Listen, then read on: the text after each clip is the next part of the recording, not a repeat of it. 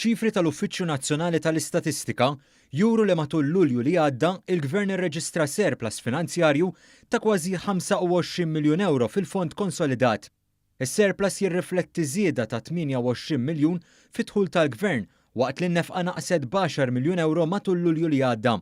Iċ-ċifri tal-NSO juru li matul l-ewwel 7 xhur tas-sena id-dħul mit-taxxi kien wieħed b'saħħtu u żdied b'181 miljun euro.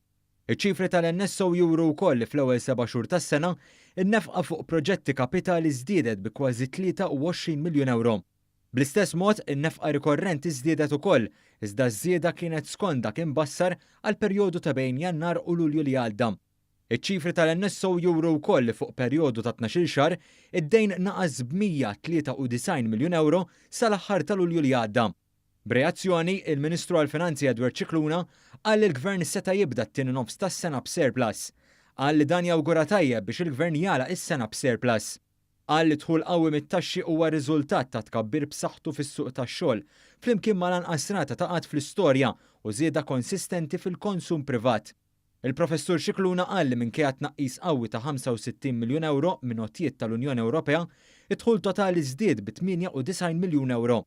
Il-Ministru għall-Finanzi qal li jinsab sodisfatt ukoll bit-tnaqqis konsistenti fid-dejn nazzjonali, tant li l-interessi fuq id-dejn naqsu b'aktar minn 4 miljun euro.